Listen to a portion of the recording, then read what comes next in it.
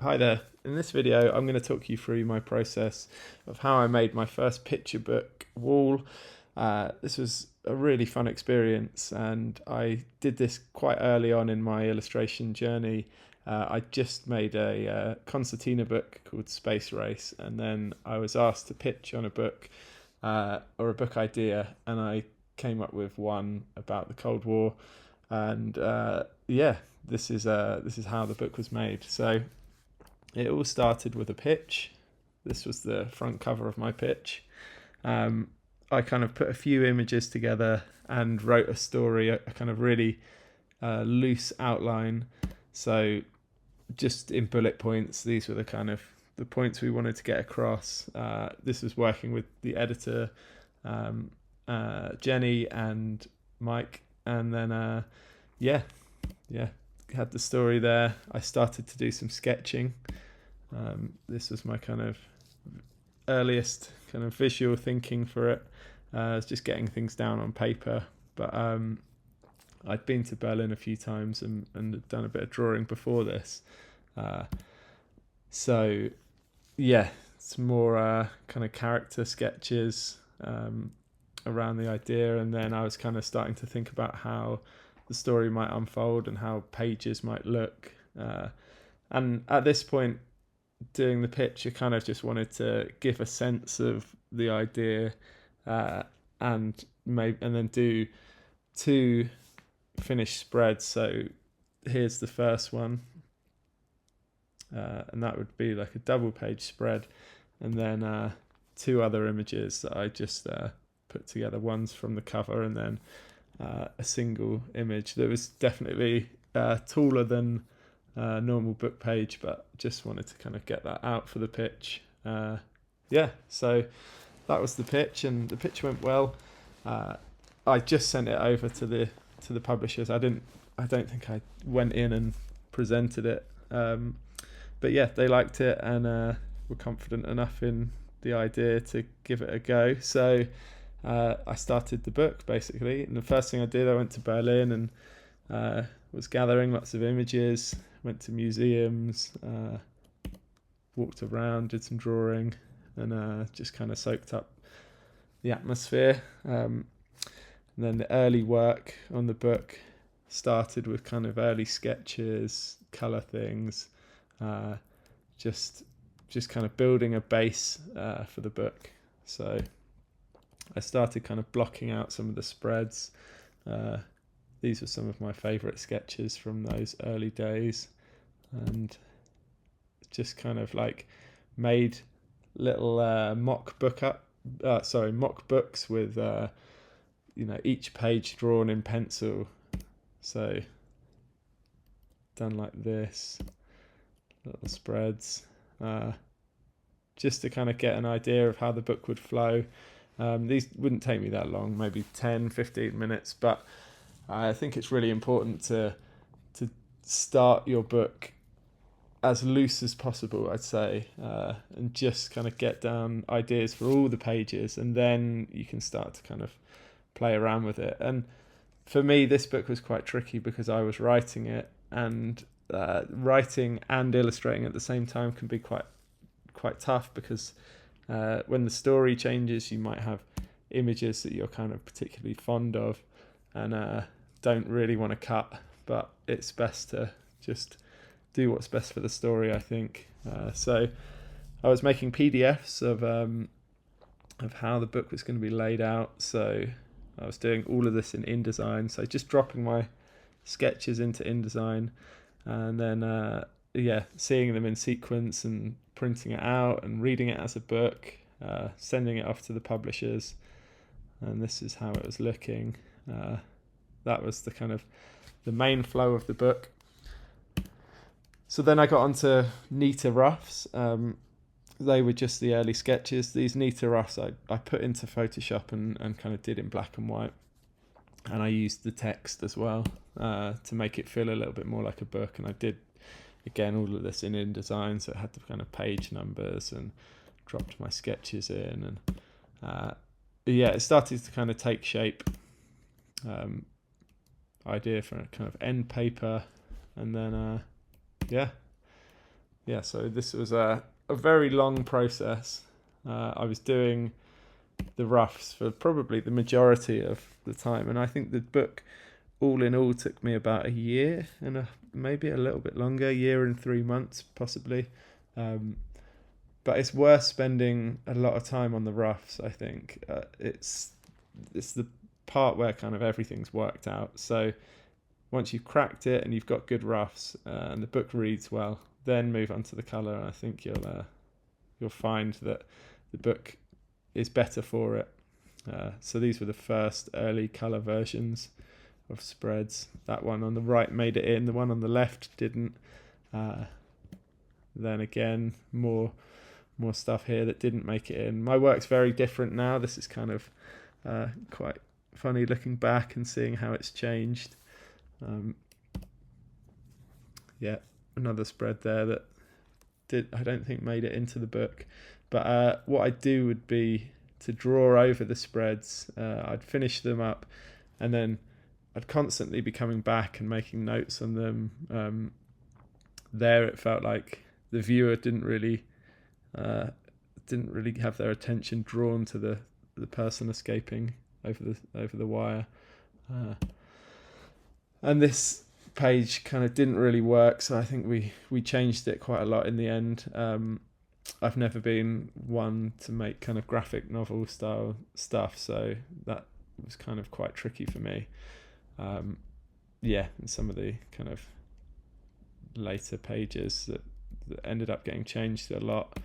That one in particular, I really liked that one, but I felt like talking to the publishers, we thought it could be more dramatic, and I really liked how it ended up.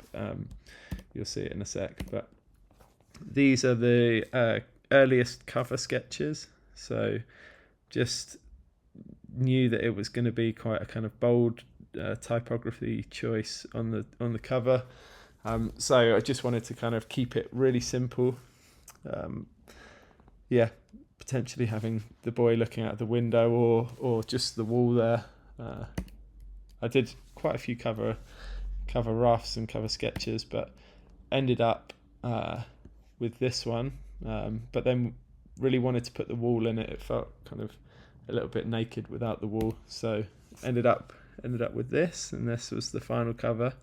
And that very textural sky was all kind of drawn on a light box, so it kind of feels quite different to how I do it now. I used to draw a lot more on Lightbox, and then that was the outer cover, and then underneath there was a cover where the boy had disappeared.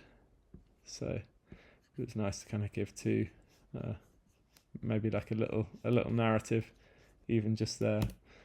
And then this is the process. So this is the Lightbox that I was using, and drawing everything by hand, drawing with ink and pencil, and then colouring everything in Photoshop. But this is my old process. It used to take me a lot longer. It's definitely kind of got a charm to it, and I do miss doing that sometimes. I still got all the layers that I scanned in from back in the day, and I still use all those textures in my work today, but it's been a long time since I got the Lightbox out. I, in fact, don't even have that Lightbox anymore.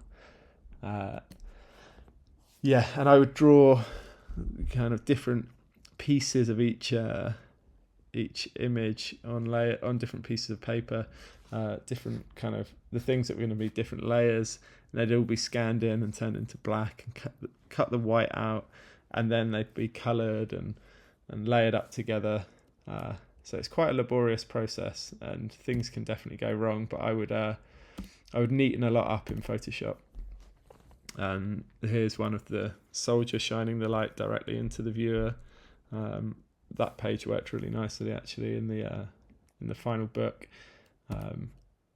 Just some sketches there.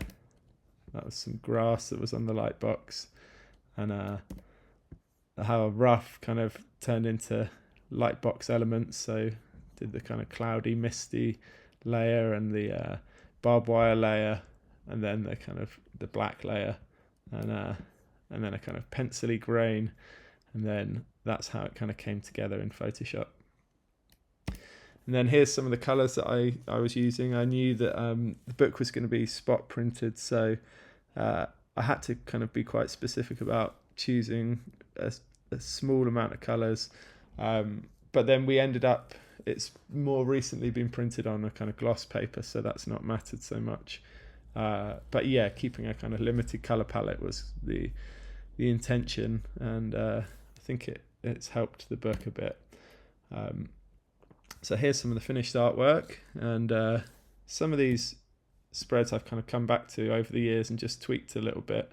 But that was the opening page by Templar Publishing, and the first page, and then you'll see this second page. Kind of really enjoyed putting this soldier really close in the foreground.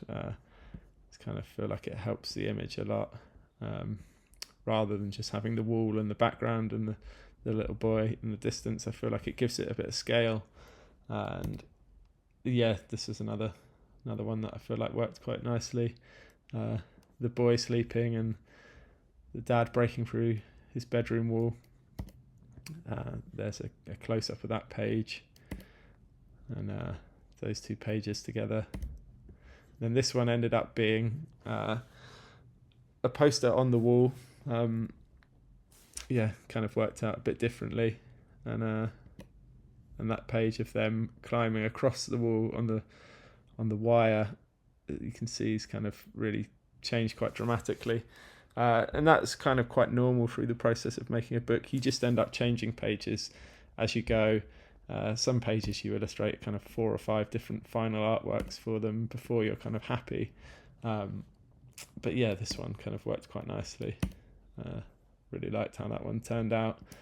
Same with this one.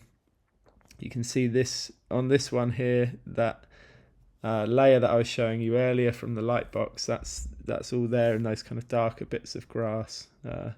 So yeah, it all kind of pieces together. And this is the image from the pitch that actually made it into the final book, so I was really happy with that. And that image of the soldier shining the light directly into the viewer's face, I kind of took those layers from the light box and brightened them up. And there it is alongside it's the other page in the book, and then that's the kind of one of the ending images. And I've neatened up some of these images over the years and kind of changed them for my portfolio, so it's been quite nice having a chance to kind of come back and look at them again, redoing bits of the cover, and it's one of the final bits of the book, and that's the last page. And then here is just a little bit of my checklist. Making the book, it was such an epic, and this took me a year and a bit to get through. I had this up in my studio for ages, and yeah, it was quite nice and satisfying putting in the final X. But it was a great book to do. I really enjoyed it. I hope you found that interesting, looking through the process, and thanks for watching. Cheers.